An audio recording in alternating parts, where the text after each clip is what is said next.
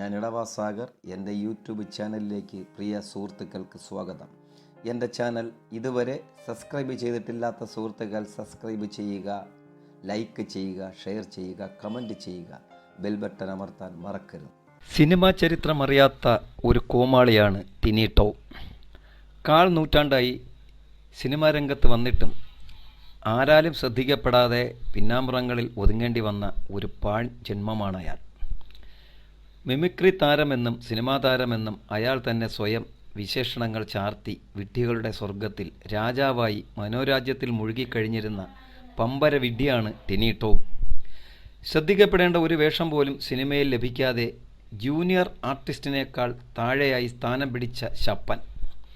Mimicry അവതരിപ്പിച്ചപ്പോഴെല്ലാം വികലമായി തീർന്നതിൻ്റെ പേരിൽ പല സ്ഥലത്ത് നിന്നും കൂകിവിളിയും ചീത്തവിളിയും കേൾക്കുകയും പ്രാണരക്ഷാർത്ഥം ഇറങ്ങി ഓടുകയും ചെയ്ത ഈ പമ്പര വിഡ്ഢി തൊട്ട് കളിച്ചത് സാക്ഷാൽ പ്രേംനസീറിനെ. പ്രേംനസീറിന് പടങ്ങൾ ഇല്ലാതിരുന്നപ്പോൾ മേക്കപ്പും ഇട്ട് അടൂർ ഭാസിയുടെയും ബഹദൂറിൻ്റെയും വീട്ടിൽ പോയി കരയുമായിരുന്നത്രേ. ഇത് ഈ മ്ലേച്ഛനായ ടിനി ടോം പറഞ്ഞത് മാത്രമേ ഇവൻ ഓർമ്മയുള്ളൂ. പിന്നീട് സംഭവിച്ചതൊക്കെ പെട്ടെന്നായിരുന്നു. മലയാളികൾ ഒന്നടങ്കം ഈ ക്ഷുദ്ര ജീവിക്കെതിരെ തിരിഞ്ഞു. മലയാള സിനിമയുടെ എക്കാലത്തെയും നിത്യവസന്തത്തെ അപകീർത്തിപ്പെടുത്തി സംസാരിച്ച മ്ലേച്ഛനെതിരെ ലോകത്തുള്ള എല്ലാ മലയാളികളും ശക്തമായി പ്രതികരിച്ചു.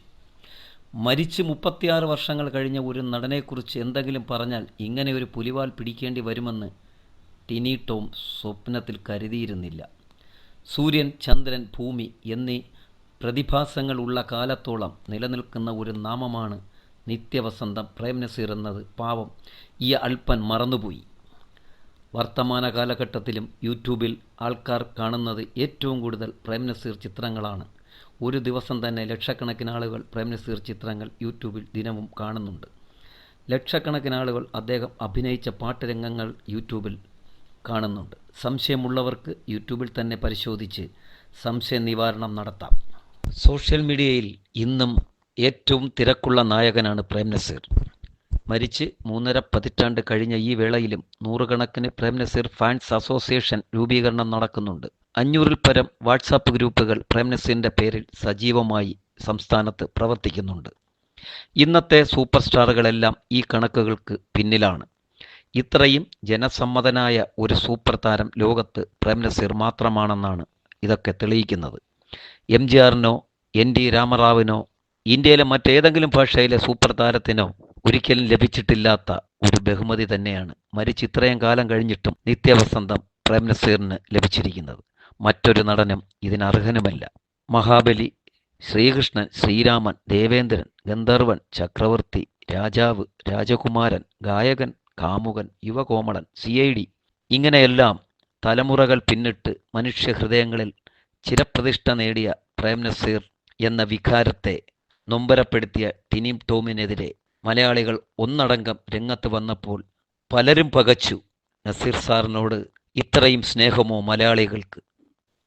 1952 തുടങ്ങിയ പ്രേംനസീറിൻ്റെ പടയോട്ടം 1985 വരെ എതിരില്ലാതെയാണ് മലയാള സിനിമാ ലോകത്ത് നീണ്ടുനിന്നത്. നീണ്ട ഇത്രയും വർഷം ഇന്ത്യയിൽ മറ്റൊരു സൂപ്പർ താരവും എതിരില്ലാതെ നിലനിന്നിട്ടില്ല. ഒടുവിൽ രാഷ്ട്രീയത്തിലിറങ്ങാനായി തീരുമാനിച്ചതോടെ അദ്ദേഹം സിനിമകൾ കുറയ്ക്കുകയായിരുന്നു. 100-ൽ പരം ചിത്രങ്ങൾ വേണ്ടെന്ന് വെച്ചാണ് അദ്ദേഹം രാഷ്ട്രീയ പ്രവേശനം നടത്തിയത്. സിനിമാ ലോകം ഞെട്ടിയ വാർത്തയായിരുന്നു അത്. അതായത് പ്രേംനസീർ സിനിമാരംഗം വിടുന്നു, രാഷ്ട്രീയത്തിൽ സജീവമാകുന്നു. സംവിധായകരും നിർമ്മാതാക്കളും ആരാധകരും വിവരമറിഞ്ഞ് അദ്ദേഹത്തിൻ്റെ വീട്ടിലേക്ക് പാഞ്ഞു. അദ്ദേഹത്തെ ആവതും പിന്തിരിപ്പിക്കുവാൻ ശ്രമിച്ചു. അപ്പോൾ അദ്ദേഹം പറഞ്ഞു, ഇത്രയും കാലം സിനിമയിൽ നിന്നില്ലേ, ഇനിയൊരു മാറ്റമൊക്കെ വേണം. രാഷ്ട്രീയത്തിലിറങ്ങി ജനങ്ങളെ സേവിക്കാനാണ് ഇനി അടുത്ത തൻ്റെ ആഗ്രഹമെന്ന് അദ്ദേഹം പറഞ്ഞു.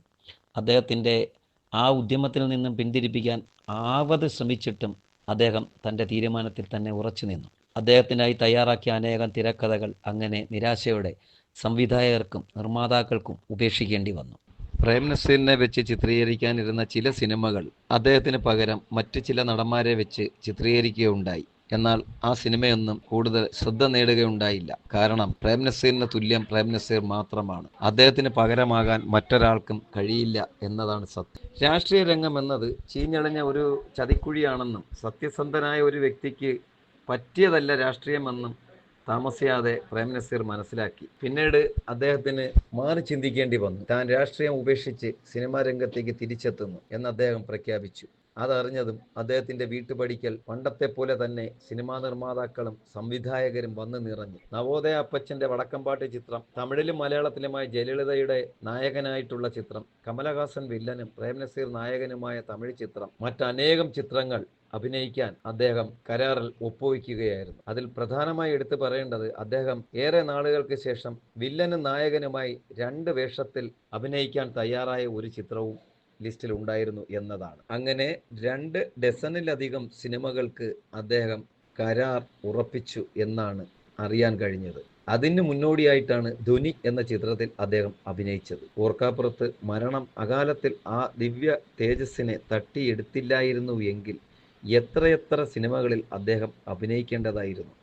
ഇതാണ് ചരിത്രമെന്നിരിക്കെ വെറും 7ാം കിടക്കാരനായ ഒരു നികൃഷ്ട ജന്മം ശ്രദ്ധ നേടി പ്രശസ്തനാകാനായി പ്രേം നസീറിനെ കുറിച്ച് അപവാദം പറഞ്ഞ് ആളാകാൻ നോക്കിയതോടെ വിവാദങ്ങൾ കനക്കുകയായിരുന്നു. മലയാളി സമൂഹം ഒന്നടങ്കം നിത്യനായകന് വേണ്ടി രംഗത്ത് വരികയും ചെയ്തതോടെ ഭയന്നുപോയ ടിനി ടോം മാപ്പ് പറയുകയും കരയുകയും വിവാദം മറ്റൊരു നടനിലേക്ക് ആരോപിക്കുകയും ചെയ്തു. മാപ്പ് പറച്ചിൽ കൊണ്ടൊന്നും ഈ പ്രശ്നം കെട്ടടങ്ങുമെന്ന് തോന്നുന്നില്ല.